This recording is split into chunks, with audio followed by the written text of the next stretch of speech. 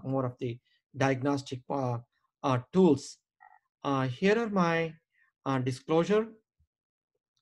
And let me start with this one. You already saw this.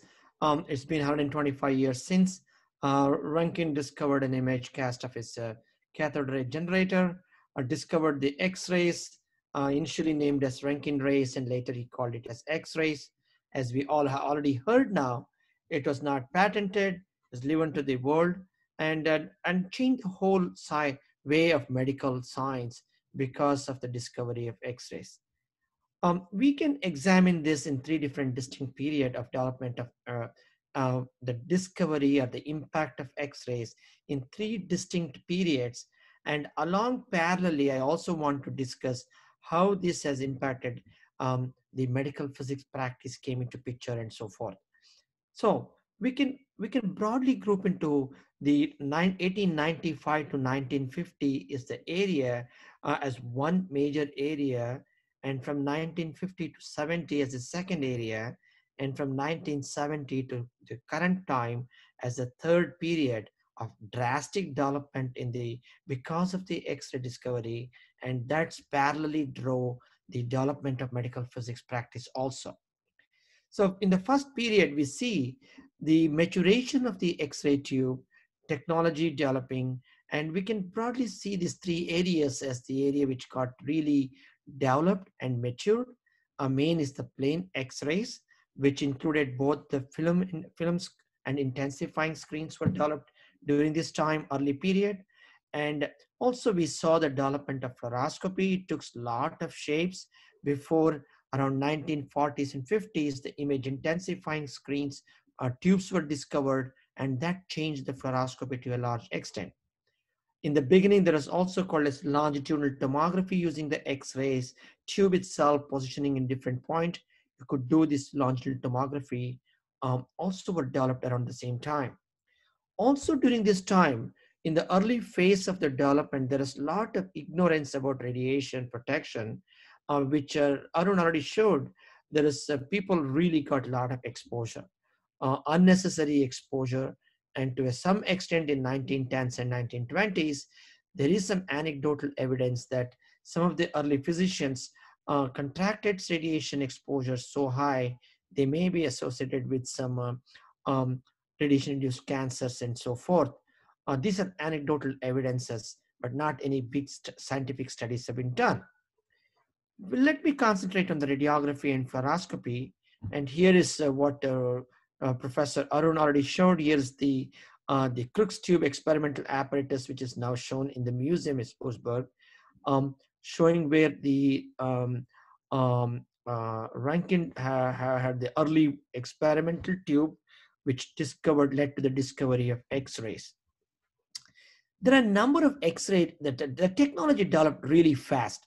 By 1895, he discovered X-rays. Within a year or so, people started using X-rays, both in the Europe and also in the US.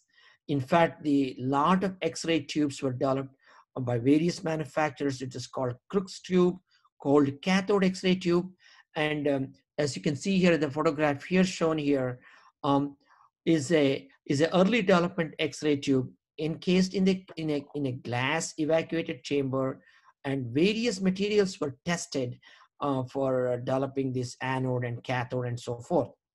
On the bottom side, you can see this early radiographs where are early fluoroscopy type of tubes, where the fluoroscopist has to view it very closely to the screen, and you can see there's hardly any concept of radiation protection. These are all glass tube, means there is no lead casement, so there is a lot of other scatter radiation was coming out, a lot of leakage radiation was there, and a lot of people got a lot of radiation exposure in the early part of 1895 to 1910 and so forth. That's when the concept of radiation protection began around that time.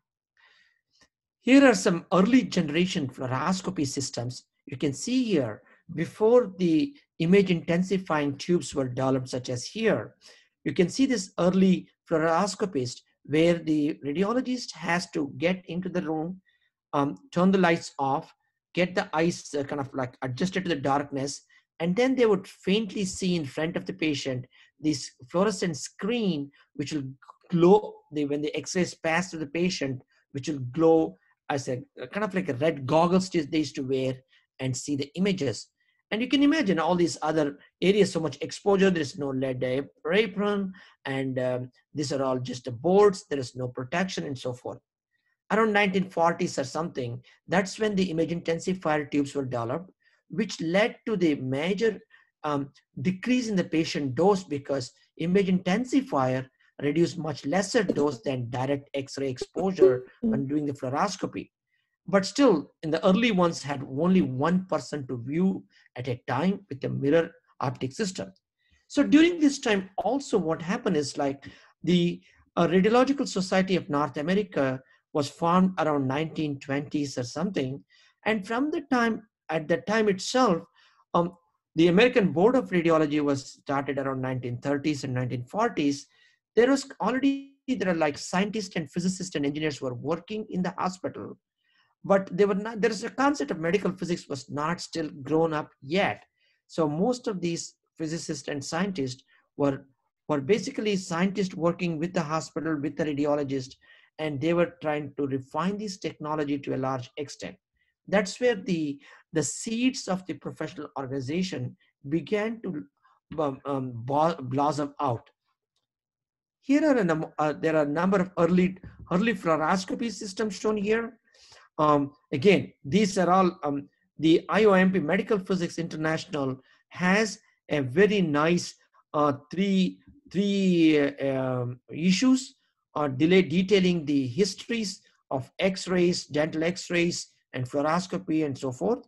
And you can actually, it's available on the IOMP website, Medical Physics International. If anybody interested should take a look at it or download this article and read it. Shown here is a variety of X-ray systems. Shown on the top one is where the physician used to sit very close, view it through the X-ray tube passing through. One can only imagine the amount of radiation exposure to the patient and also to the physicians, because there is no concept of radiation protection. So before even we had medical physicists are involved with defining the characteristic of X-rays and so forth. But I just want to draw your attention. One of the early studies which Rankin did when he discovered the X-rays, he wrote is one of the early papers he wrote, kind of defined really well lot of the science of X-rays, the properties of X-rays, right in one paper itself. He described in a very simple terms. Even the concept of half value layer, the amount of radiation concept, everything he discovered, what he discovered explained in the very first paper itself. Here are again shown here is the different type of early radiograph noted here. So here is, for example, fluoroscopy tubes for viewing the images. Again, one can appreciate what these things should happen. But nowadays we see these are the modern fluoroscopy system. Over a period of 100 years, the technology has evolved to a large extent. And now we have these image intensifiers, and now these image intensifiers are now replaced by the flat panel detector itself, digital technology. One thing is like what we are seeing nowadays is the radiation dose required to create the same image quality is going down to a large extent. Thereby, we can do a much better imaging with much less radiation. So the role of medical physics began to evolve around 1950s and 60s, where the physicists were working in the hospital on these medical technologies, and that's when this shaping of the medical physics organization began to picture. Here is the flat panel detector fluoroscopy, is a mobile C-arm. Instead of an image intensifier, now you have a flat panel detectors.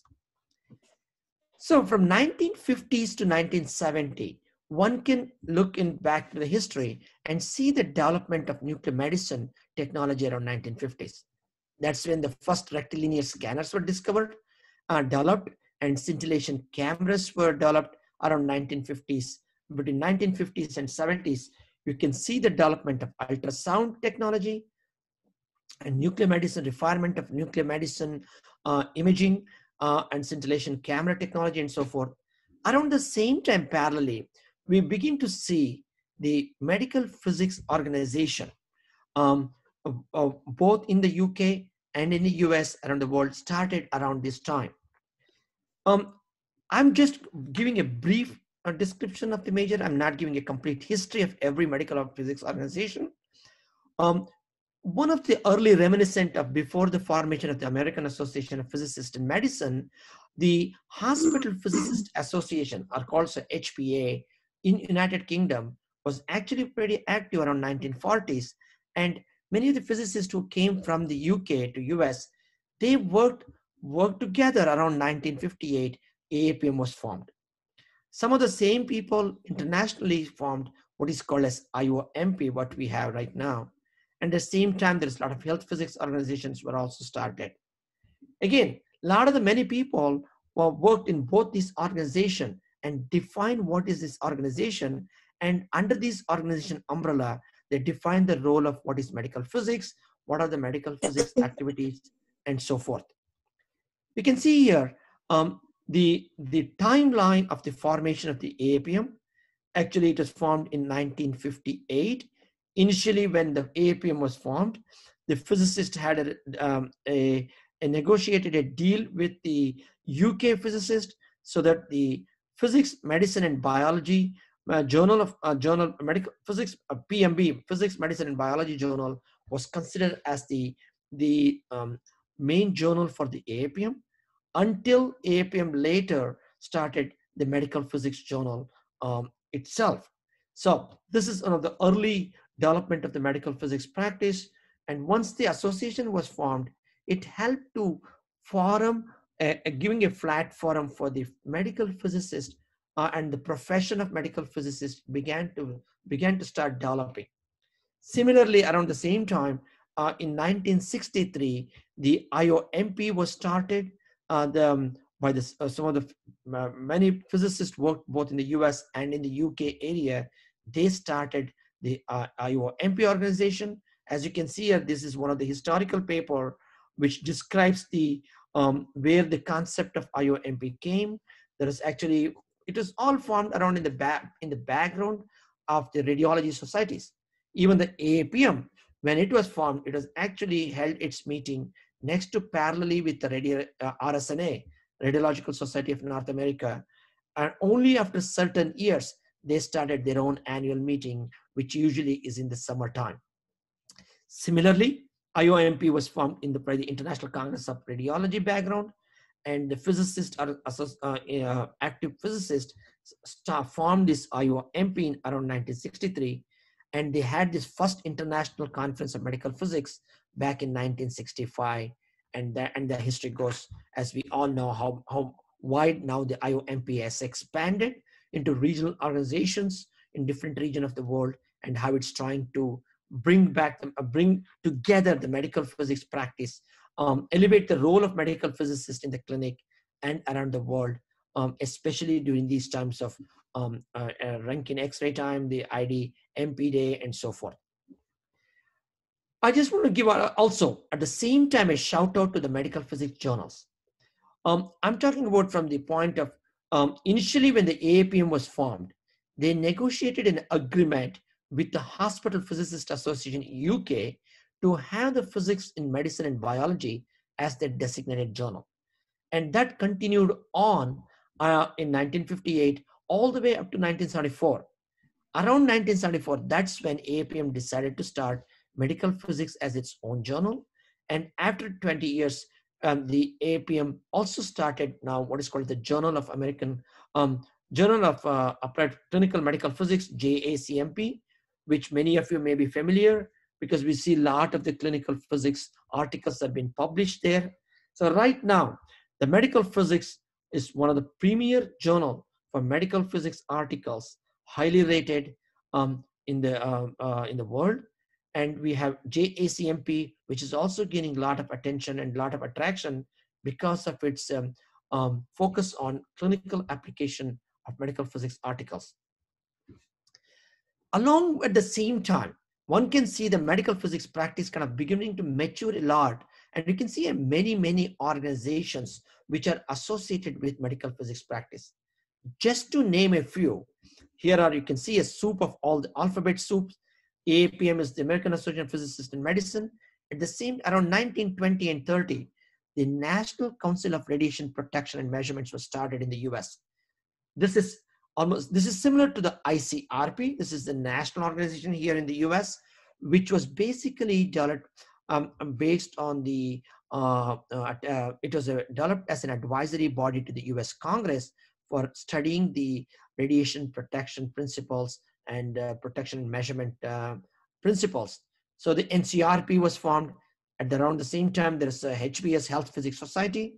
Around 1930s, the American Board of Radiology started board certifying radiologists, and only later around 50s, that's when the ABR also started certifying medical physics as one of the certification. Among all the American Board of Medical Sciences, the only field which is not a medical, the only field which certified the physicist is the ABR, and the physicists are the only non-MDs being certified under the American Board of Medical Science. Internationally, we also see organizations such as IOMP, IAEA, ICRP, UNSCEAR, and so forth. So from 1970 to present, we can see the major revolution happened in the imaging, which is led by CT, development of PET, MRI, hybrid imaging, digital X-ray imaging, and so forth. So what I want to focus in the next 10 to 20 minutes is, 10 minutes is, I want to talk about CT part. That's my area of interest. So I want to focus on the development of X-rays through CT and how it has evolved and how it has led to the even further strengthening the role of medical physics practice in the area, and where the medical physicists are playing a role in the clinic now. So in the CT technology, one can look into three areas of major development, three major milestones, because 1974 was the time in the early development of CT technology, which has basically a single slice CT scanners, which rotate in only one direction, and it has to unwind in the opposite direction. Around 1988, by the time when they thought the CT technology was maturing or almost stagnant, the helical CT was developed. The helical CT relay now allowed for a continuous acquisition of data, which also resulted in a 3D reconstruction. And that's when we are also beginning to see the medical physicist involvement in the hospital to dosimetry, to define image quality, and work along with the CT scanner developed a lot. From 1998 onwards to present, we see the third stage, the third major milestone of the CT technology area, called the multi-detector CT. So here is the early experiments done by Sir Godfrey Hounsfield in the field of who developed the early lathe bed scanner for the CT technology. And you can see here the first CT scanners in the UK, and you can see it is developed for only head CT, where the patient head has to be placed inside this cover, which has the water bath to cover to get a uniformity around the object. And this is one of the early images of the CT display. It took about 5 minutes or 10 minutes to acquire, and then took about 24 hours to reconstruct. That's how the technology was in 1974. And to a very fast degree, it expanded in early 1990s. The helical or spiral CT came into picture. And there are three different major developments in the X-ray technology which really led to the revolution. One is the slip ring gantry, which allowed for a continuous rotation without having the wires to wind and unwind. At the same time, development of high power X-ray tubes, which led to a continuous turn on without having to stop for cooling off and so forth. You can see here, I'm showing you the slip ring technology, where the current and the data are pulled out without the X-ray tube having to connect with any wires. So the X-ray tube and the detectors are rotating continuously inside the gantry. They don't have to stop because there is no physical wires holding them down. And the current and the data are transmitted are taken out simultaneously outside by this slip ring technology, which supplies the current and also takes the tracks to pull the data out. At the same time, the continuous the rotation of the tube around the patient creates a helical path, and the way to reconstruct the image has to be done by interpolation algorithm, which is developed by Willie Callender. Here are sample X-ray tubes, which shows the sample X-ray tube, which shows really high power X-ray tube technology. Again, these X-ray tubes compared to the early days, they are enclosed in a lead container, and they are very tightly regulated so that you don't have much leakage radiation coming out. And they're also pretty bulky to contain a lot of heat capacity so that you can continuously turn that X-ray tube for a long time. The third phase of the CT is the multi-detector technology, where instead of one row of a CT, one row of a detector, they have multiple row of detectors, which enable continuous large anatomy scan, and that revolutionized the CT field, which is images you can of this type of quality you can obtain continuously, three-dimensional images to what we are seeing now. So from the year of 1895, when the X-rays just developed to around 1990s and 2000, you can see the development, how fast it has developed, and the role of medical physics parallelly growing along. I also want to draw another attention here at this time.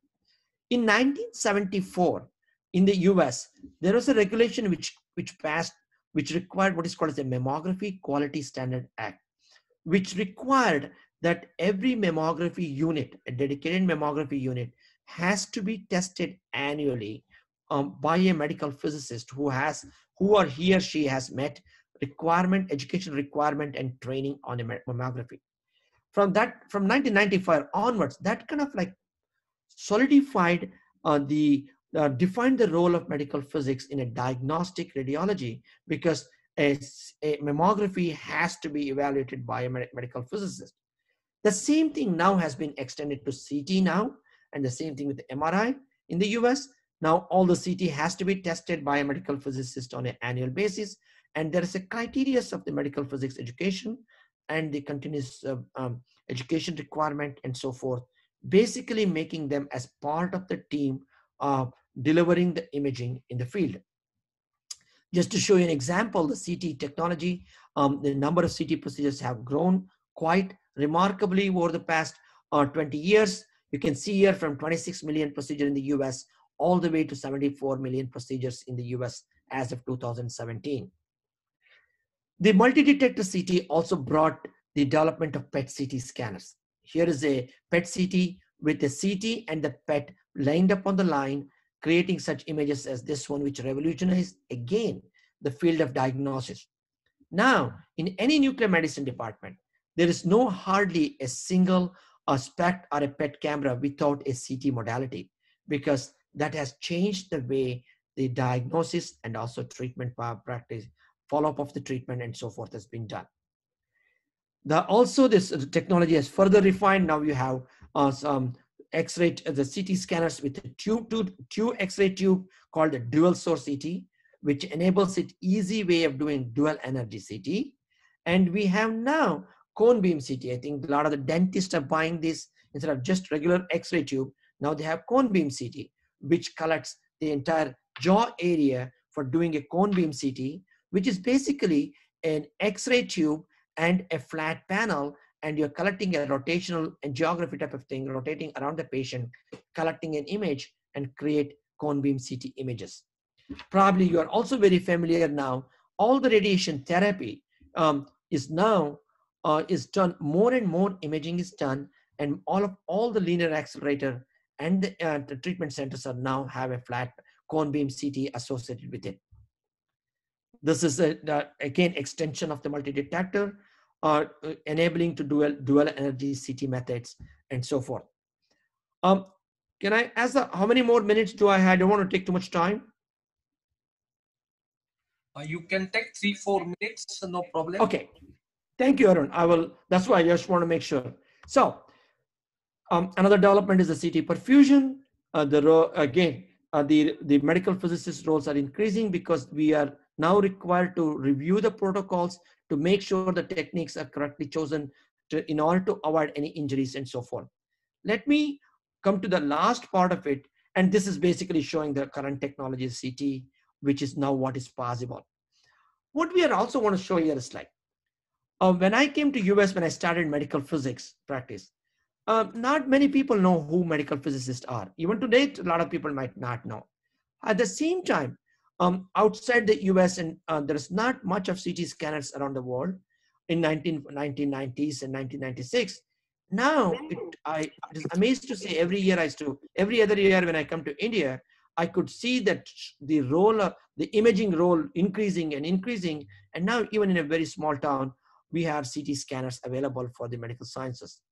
Only thing is we want to define is like the role of medical physicist has to be well defined and made it as a requirement as part of the clinic, so that the medical physicist is much recognized in the clinic, because we play an important role in making sure we're delivering the right dose to the patient. Because if that is not done, these type of injuries can occur. This is an injury of a patient undergoing angioplasty procedures, cardiac cath procedure. You can see the injury, excessive radiation. And there are some cases here which occurred in US in the CT perfusion scan, where somebody changed the technique without understanding how the modulation worked, resulting in a hair loss techniques, almost hair loss for more than 200 patient, which then required, which brought in new regulation now requiring that every CT scanner is tested annually by a medical physicist to make sure the techniques are reasonable and so forth. So again, here is injuries after coronary procedure. Finally, I just want to draw for historical purpose. This particular image I found in Hopkins Medical Journal, published in 1897. To draw your attention, X-rays were discovered in 1895. In 1897 itself, already people were using X-rays, and already there is a well-documented paper by a dermatologist showing about a couple of his patient having this radiation dermatitis. Reading through the article, I found that this is not a patient hand. This is the hand of a technologist who was holding the plate behind the patient for nearly 40 to 45 minutes when taking an X-rays. That is the time it requires about to hold the plate behind the patient for 40 minutes to take one X-rays.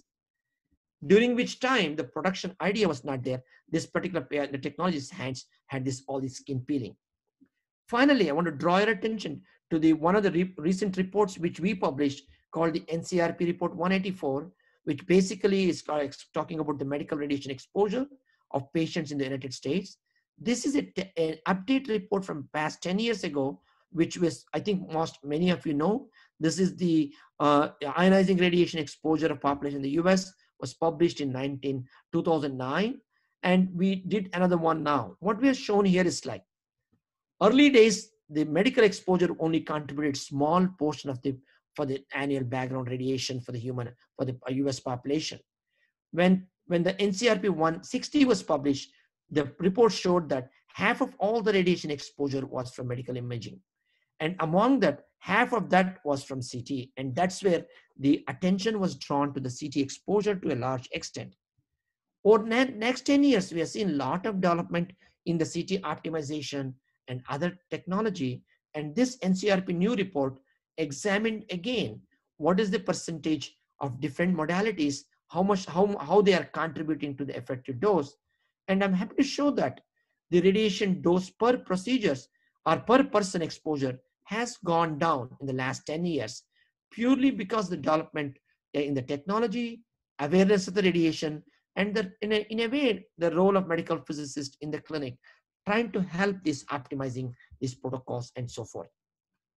So let me stop here and I'll take any questions. I know it just give a brief overview of the way the X-ray and the impact of X-ray discoveries and also how it has impacted our medical physics practice. Thank you.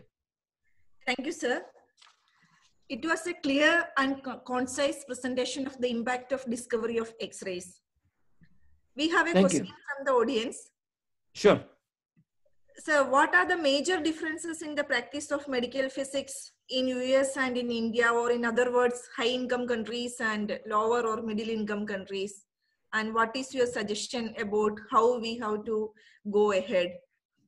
So one of the things is like there is the medical physics physicist in radiation therapy is quite well defined, and is pretty much well involved in the US. Also, if you look at the AAPM biography, like in the constitute the demographics of AAPM, nearly 3/4 of the medical physicists are in radiation therapy. About 1/4 are there in the diagnostic radiology.